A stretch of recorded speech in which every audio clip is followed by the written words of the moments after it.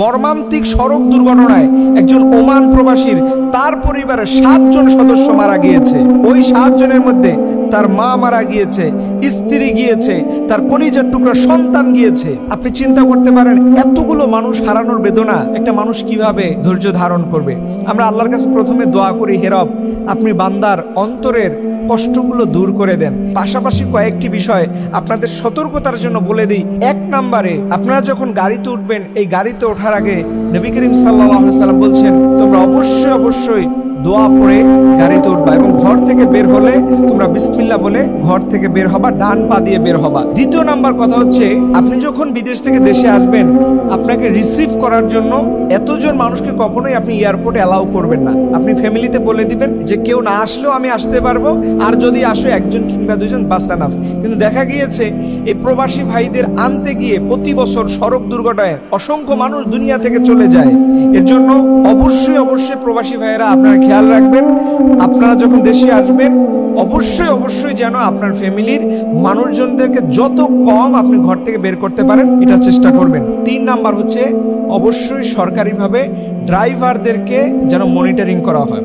আমরা দেখতে পাচ্ছি প্রায় সময় সড়ক দুর্ঘটনার পেছনে মূল রিজনটা থাকে এই ড্রাইভারদের অতিরিক্ত রাত জাগা, অতিরিক্ত ইনকামের নেশা, তখনই তারা এই ধরনের দুর্ঘটনা করে থাকে। এর জন্য সরকারিভাবে যেন এটার ব্যবস্থা নেওয়া হয়, যেন কোনো ড্রাইভার অন্তত সে যেন পর্যাপ্ত না ঘুম দিয়ে সে যেন কখনো গাড়ির স্টার্টিংয়ে বসে না, এটা যেন সরকারের পক্ষ থেকে একটা ব্যবস্থা নেওয়া হয়। এই যে মানুষটা কত স্বপ্ন নিয়ে বাড়িতে এসেছেন, তিনি স্ট্যাটাস দিয়েছেন স্বপ্ন যাবে বাড়ি আমার।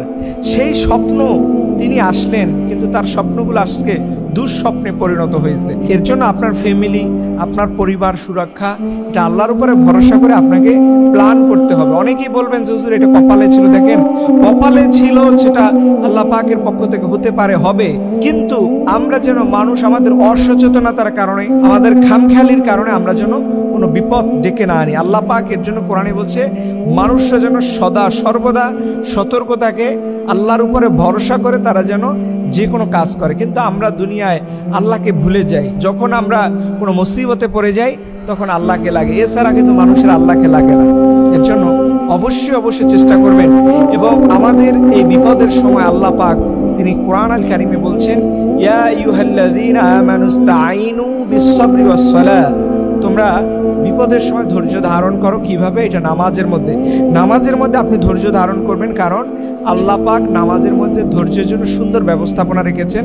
এবং আমরা বিশেষভাবে এই ভাইয়ের ফ্যামিলির জন্য দোয়া করি, এবং আমরা আমাদের প্রত্যেকটা ফ্যামিলির জন্য আল্লাহর কাছে দোয়া করি, হে রব, আমাদের বাবা মা আত্মীয়স্বজন যে যেখানে আছে, আল্লাহ এরকম ভয়াবহ, এরকম মর্মান্তিকভাবে তুমি আমাদের কোনো আত্মীয়স্বজন জীবন কেড়ে নিও না। আল্লাহ তুমি সবার হায়াতের মধ্যে বরকত দাও, সকল আমিন।